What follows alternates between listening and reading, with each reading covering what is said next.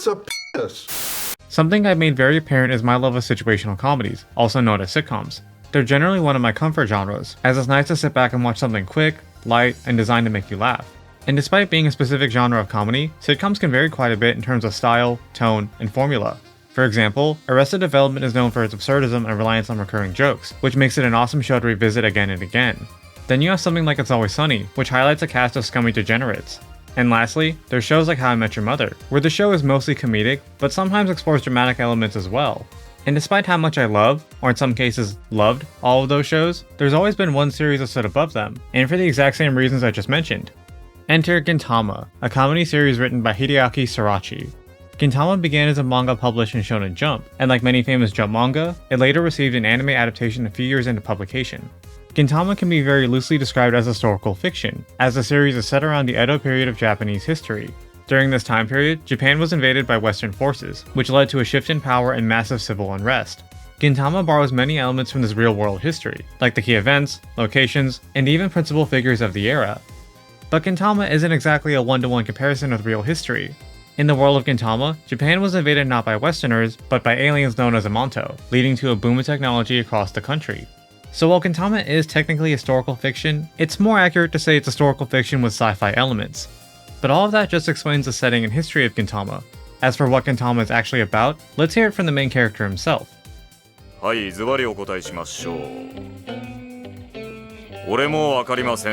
Similar to a Western sitcom, Gintama doesn't really have a main story or plot. The series can be summed up as the episodic adventures of Oddjobs, a company made up out of 4 individuals: Sadaharu, a hungry alien dog; Kagura, an equally voracious alien girl; Shinpachi, a pair of glasses; and Gintoki, a compulsive gambler and sugar addict. And joining these adventures are a host of other colorful characters, including the police, ninjas, terrorists, robots, Gintama's version of Rickety Cricket, and more. And like what you'd see in a normal sitcom, most storylines end without changing the status quo too much. The characters have a problem, it's resolved, and everything is back to normal. At least until next time. Now, Gintama isn't exactly an underrated series, and if anything, it's rated exactly where it should be. But it is relatively underwatched, especially when compared to its Shonen Jump peers.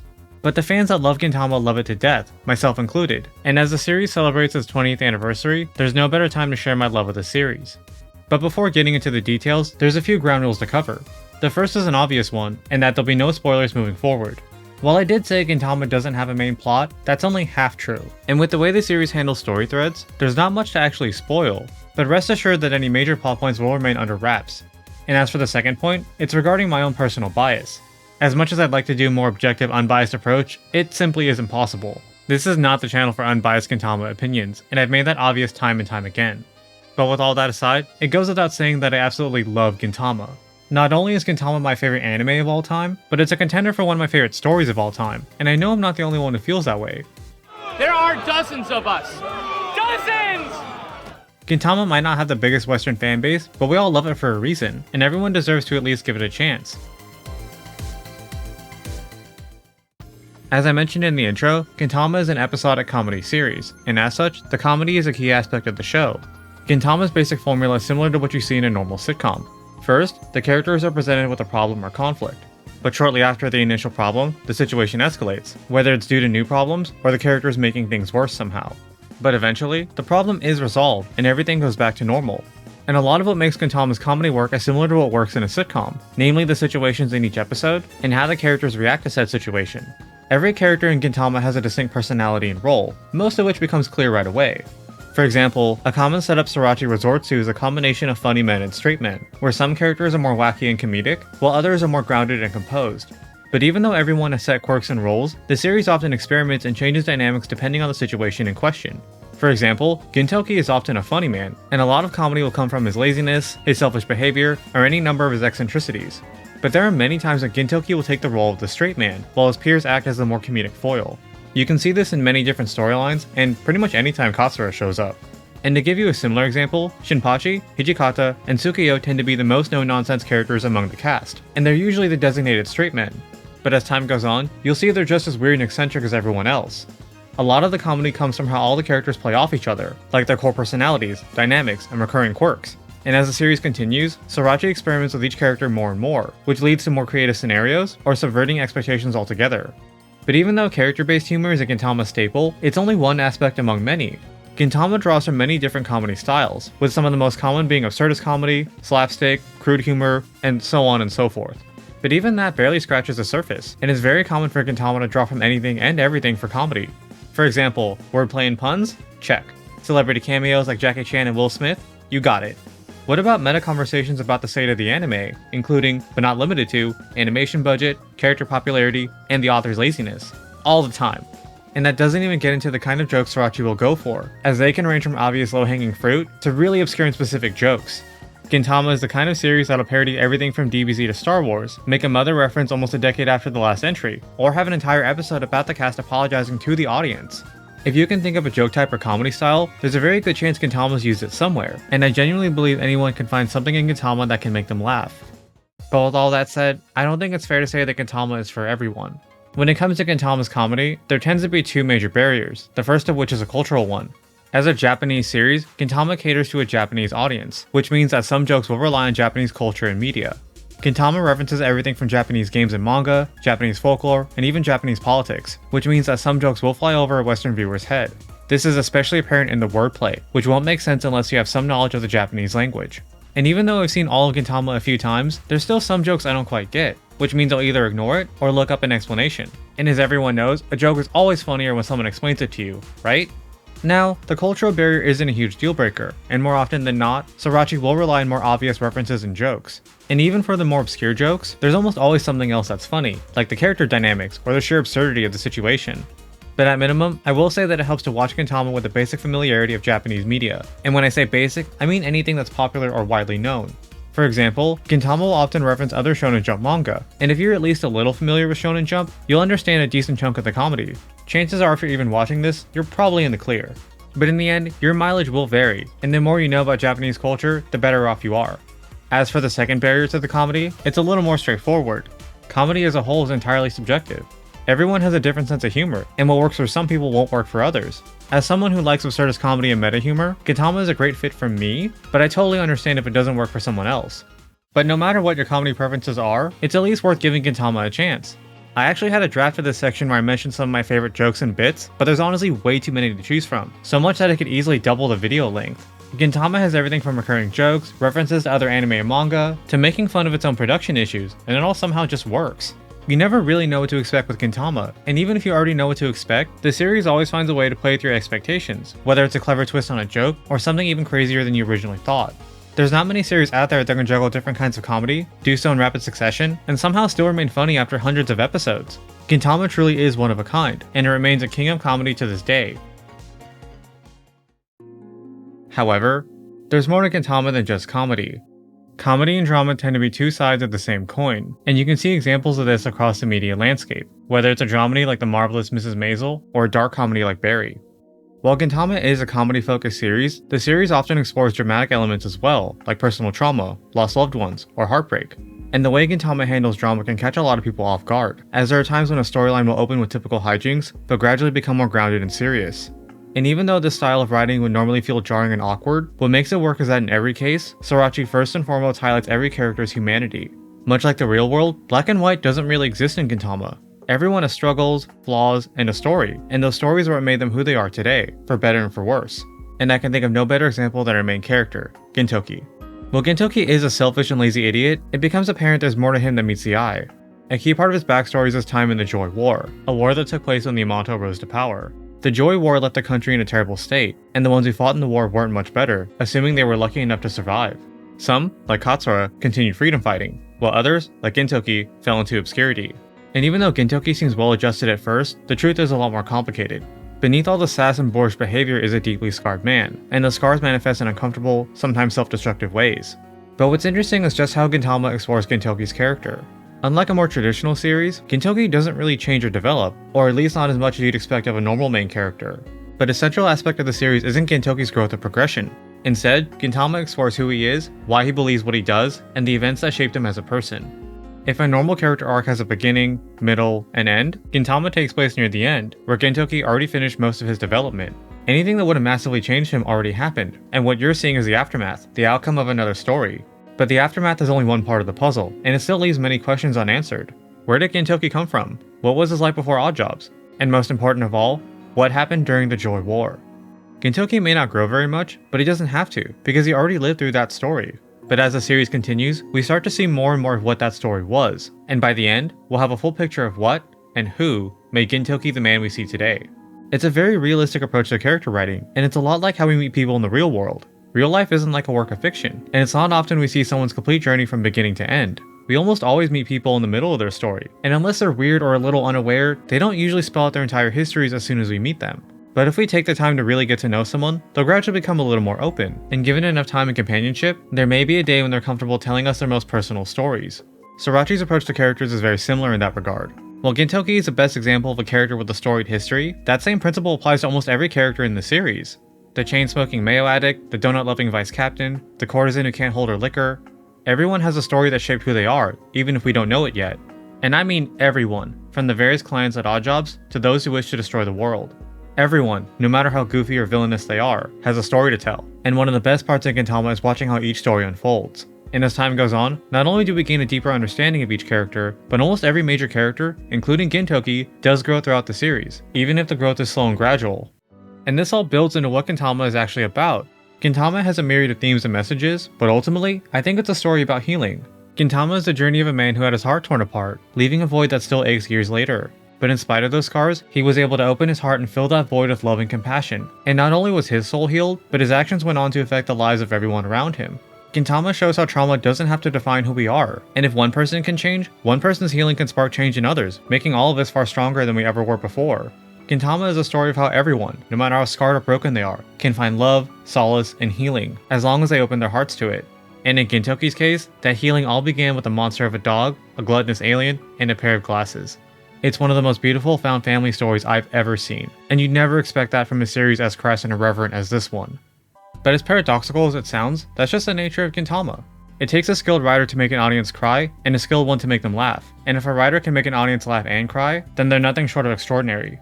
So many writers struggle with comedy or drama, and it's even harder to balance both aspects in harmony. I'm sure we can all think of examples where a writer struggles to find that balance, whether they're half-baked emotional beats, or awkward quips that cut through any tension and drama. Now, Gintama is often compared to South Park for its comedic style, and there's a lot of truth with that comparison. But, and it very well could be my own bias talking, I've always felt like Community was a better comparison. Community prides itself on things like witty writing, referential humor, and absurdist comedy. But no matter how crazy things get, there's a beating heart within Community that makes it feel earnest and genuine, and you could say the exact same thing about Gintama. In spite of all the absurdity and toilet humor, the series always finds time to focus on what really matters, like camaraderie and living each day to the fullest. And you know how most Community episodes end with Jeff making this big speech about life lessons and other junk? You have no idea how many episodes in Gintama end just like that. And much like Community, Gintama will often make fun of other famous works, while also being a celebration of what made those works so revered. Gintama loves to bring up all the famous shonen tropes, and not only does it use many of the same tropes, but it often does them better than most of its peers. Gintama has some of the best written antagonists, some of the coolest time skips, and some of the best action of the genre. And you know how the theme of "my friends are my power" is a popular trope for shonen and shonen adjacent stories? Gintama has, in my opinion, one of the best takes on that trope. Whenever you look at the first and last volumes of a manga, they tend to illustrate a character's journey, like how they grew or where their story ended. Gintama's volumes follow this trend, and when you look at the manga's first and final volumes, the visuals alone tell you everything you need to know. If Gintama were just a comedy or drama, I'm sure it still would have been successful, but the fact that it can be funny and emotional is what truly makes it special. Gintama is the kind of show that can make you laugh, make you cry, then make you laugh again, and it'll always do so in unexpected ways. Maybe a gag character gets a spotlight, maybe an antagonist gets fleshed out, and in one instance, Gintama actually gets you invested in, get this, a vending machine. Do you know how many stories out there have tried and failed to do the same thing with actual human characters? I could make a list as long as my arm. But for Gintama, it's just another Tuesday. So, let's say I did my job properly and you're actually interested in watching Gintama. Now comes the final hurdle. Actually watching it. The Gintama anime consists of over 300 episodes, 3 animated movies, and 2 live-action movies, all of which we'll explore in detail. As for the anime, Gintama has been lucky enough to receive a complete adaptation from start to finish, and the anime itself is extremely faithful to the manga. Unlike many other shonen, Gintama doesn't have much padding or filler, and of the 367 episodes, less than 30 of them are anime original material. And what's even better is that Gintama's filler is actually really good, so much that it often feels like it was written by the original author. There's even filler about filler, let that sink in for a bit. But besides the anime, Gintama also has 3 movies, all of which are canon and required viewing. The first movie, Gintama the Movie, is a retelling of Gintama's first major story arc, which takes place around episode 58. While you can watch the anime version, the movie version does add additional scenes and has better production value due to being a theatrical release. If you already watched the anime version, you can definitely skip this movie, but otherwise, the movie is a perfect substitute for the Benny Sakura storyline. The second movie, The Final Chapter, is an original story by Sorachi himself, and it's set sometime after Season 6, or specifically, Episode 265. As you might have gathered from the title, the movie was written as an ending to the anime if it failed to continue, as the future of the anime wasn't quite set in stone around then. Luckily, the anime did continue, and even though the film is mostly superfluous now, it's still really good, and definitely worth checking out. But the third movie, The Very Final, serves as a real, proper ending to the story, and it's required viewing for anyone who's made it to the end. And it's also worth noting that there's 2 additional OVAs called Gintama, the semi-final, which take place just before the very final movie. I know the viewing experience sounds a little weird at this point, but trust me, the show itself will explain the details later, which includes things like the manga changing magazines and Sorachi playing Sekiro instead of writing the manga. And in addition to the animated movies, Gintama also has 2 live-action movies, both of which are a mix of story arcs and episodic adventures. These movies are decent, all things considered, but they're definitely only worth watching if you're already a fan of Gintama. But moving on to the next point, if you're like most people, you probably heard the episode count and immediately went, whoa, back the fork up. And that's totally fair. 100 episodes of a show is a lot, let alone 300, and that's another valid entry barrier to Gintama. It definitely was for me at one point. But if you're at least considering Gintama, I have a few pointers to make the journey a little easier. First, you can go ahead and skip the first 2 episodes. The first 2 episodes are anime originals that take place later in the story, and they serve as a soft intro to most of the cast before their proper intros later. But episode 3 is where the story begins in the manga, and it serves as a much more organic intro to the series. You can either watch the first 2 episodes, or skip right to episode 3, it's totally up to you. But beyond the first 2 episodes, I'd heavily advise against skipping episodes in general. When it comes to most shows, there's this notion that any episode that fails to move the plot counts as filler, and that's true to an extent. Question. Huh? Do you have a watch? No, why? Do you know what a minute is? The term filler is a holdover from older shonen, where episodes are either padded or stretched out, or studios added original content to the adaptation. DBZ, Naruto, and Bleach are all examples of this, and it's a trend that's mostly died out over time. So whenever I think of filler, that's what I think of. New, original content that lengthens the story beyond its original length. True filler isn't as common as people think, and if episodes that don't progress the plot count as filler, then everything from sitcoms, procedurals, and anything remotely episodic is nothing but filler, and that simply isn't true. Gintama is no different in this regard, and the point I'm trying to make is that when it comes to an episodic series, most of what you're seeing isn't filler, it's the main event. Gintama as a series can be both episodic and serialized, and whether it's a bottle episode, a comedy arc, or a dramatic arc, it's all Gintama in the end. But the other reason you shouldn't skip episodes is because of how the show builds on itself, whether it's with the characters, recurring jokes, and even plot points and storylines. Despite his constant self-jabs, the guerrilla author is a lot craftier than you think, and you'd be surprised at how often he'll dredge up the past to great effect. It's very common for Sorachi to do things like make background characters compelling, turn recurring jokes into amazing moments, and best of all, explore story elements he set up years beforehand. While it'd be generous to say that Sorachi planned out every detail, you can absolutely tell he had a general idea of where to take the story, especially when the series reaches the Benny Sakura arc. While there's definitely a lot to love about Gintama, one of the most rewarding aspects is watching how Sorachi weaves story threads and then unravels them when the time is right. But, since most of Gintama is unskippable, this segues into another common question. When does Gintama get good? A common trend you see in comedies is that it takes time for the show to really find its footing, with some of the best examples being The Office and Parks and Rec, both of which have weaker first seasons, but improve dramatically over time. When it comes to a comedy, it takes time for the writers to figure out what works and what doesn't, and Gintama is no exception. The early episodes aren't really bad, but they are inconsistent, and you can tell Sorachi is still trying to figure out his brand of comedy. There's definitely many hits, but also way more misses compared to his later writing. As for when Sorachi finds his stride, the honest answer is, it depends. I know that sounds like a cop-out answer, but there isn't really a specific moment when Gintama gets good. If you ask 100 Gintama fans, they'll all likely have a different moment where the show clicked, and it could be as early as episode 3 or as late as episode 200. And sometimes, it doesn't click at all. But the most I can say is that if you're patient, it does get better. Gintama gradually improves because Sorachi starts to experiment and refine his writing, like exploring the existing characters, adding new ones, and writing more creative scenarios, all of which contribute to a much better experience. And in addition to Sorachi's improvement as a writer, the show just gets more enjoyable as you get used to the characters and general style. Early on, it's normal to feel like every character is super weird, the humor doesn't make any sense, and the tonal shifts feel like huge sucker punches.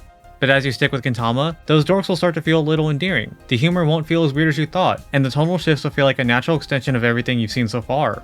And if you're someone who genuinely can't get into Gintama, trust me, I get it. It's not for everyone, and if the show just isn't working for you, there's no reason to force yourself to watch it. Gintama is a pretty big commitment, like you could probably finish Community, Arrested Development, and Dragon Ball Kai, or read all of Umineko, in the time it takes to finish Gintama. I have done the research! That said, if you're patient and willing to put in the work, you'll find your patience will be rewarded. And as a final closing thought, I'd be remiss not to mention the source material in question. Now, the Gintama manga is actually really good, and because the manga and anime are essentially the same story, any praise I have for the anime applies to the manga as well. If you want to experience Gintama but aren't sure about committing to the anime, the manga is a great option. But, and I say this as someone who definitely prefers manga over anime these days, I personally recommend the anime over the manga. When comparing comedy manga to their anime counterparts, I think voice acting can really elevate the humor, and with Gintama especially, you can tell all the VAs are having so much fun playing these characters. ちょっとこっちで休んでいきます。あーちょっと何してんの？なるほど、ここか。定石だな。だよね、あげるよ。ああ、もうさっき飲んだ。早い以前にムカつくんだけど、結局ゴミ渡されただけだろうが。You can hear it in their performances, you can see it in their live shows, and you can hear it in the way they talk about the series. But besides the amazing VAs, the Gintama anime just feels like a huge passion project. The anime staff have a great understanding of the characters and comedy, and the fact that it's hard to tell what's anime original is a testament to that. Don't get me wrong, the manga is still phenomenal, but the Gintama anime is such a labor of love, and I couldn't recommend it enough. But no matter how, where, or when you choose to experience Gintama, I hope you have a blast. I understand that most of this video is me gushing about Gintama, and for that, I do apologize. I worry that it might be raising expectations a little too high, and there's many legitimate reasons why Gintama isn't for everyone. But at the same time, I honestly can't help it. This script ended up being one of the easiest to write, but also challenging in its own way, and most of that was due to how much I wanted to really get into. You can honestly take any one aspect of Gintama and make it an entire tangent by itself, like the other members of Odd Jobs, the Shinsengumi, or the amazing ensemble of female characters. One of my favorite bits of Gintama trivia is how the series has a pretty high female fanbase, and while I'm sure part of that is due to other reasons, I think it also ties back to how Sorachi approaches female characters. And it's not like he has a secret formula or anything, he writes his female characters like normal people, which results in characters just as strong, gross, and flawed as anyone else. See what I was talking about? And even though most of this video was in praise of Gintama, don't get me wrong, I don't think it's all sunshine and roses. For example, some storylines just aren't that funny or interesting, and there are times when Sorachi's formula can feel a bit predictable. But for a story that's over 700 chapters and 300 episodes long, it's only natural to have a few blemishes. And in spite of every issue, many of them are easy to look past just because of how much the series does right. Gintama was a long-running series that not only ended on the creator's terms, but maintained a high quality, and actually made good on every promise that was set up from the beginning. Something like that is getting rarer by the year. Just ask anyone who's a fan of Community, Arrested Development, How I Met Your Mother, Heroes, Game of Thrones. The damn list just goes on and on. And even if you aren't interested in the series now, don't worry, it's not like Gintama is going anywhere. If anything, the opposite is true, and Gintama will always find a way to come back when you least expect it. Whether you see it as a reliable friend or an immortal cockroach, Gintama will always be there for you. And if you give this series a chance and realize it's not for you, that's more than fair. I've pretty much accepted that among my friends and family, I'm the resident Gintama evangelist, and I'll always express my love for the series whenever I can. And I think that's been my main goal for this project. The fans who love the series love it for so many different reasons, and if you ask every single Gintama fan, they'll all tell you something different. As for me, Gintama is my ultimate comfort show. It's the perfect kind of show to revisit once every few years, and no matter how many times I've watched it, it's somehow just as funny and emotional as ever. And over the years, I've had the pleasure of experiencing some amazing stories, like various books, manga, movies, and so on. But deep down, part of me feels like everything is just competing for second place. Whenever I think of my favorite stories, my mind always goes back to Gintama, like how it has one of my favorite main characters, one of my favorite antagonists, and many of my favorite story revelations of all time. Now, Gintama probably isn't my favorite piece of media, that's a debate I'll settle later, but it is in the conversation. It feels impossible to explain just how much there is to love about Gintama, because at the end of the day, it's a series that just has it all. Comedy, drama, science fiction, horror, and sometimes even a little romance. No matter who you are, where you came from, or where you're going, Gintama genuinely has something for everyone. And hopefully, when the time is right, you'll end up discovering that for yourself.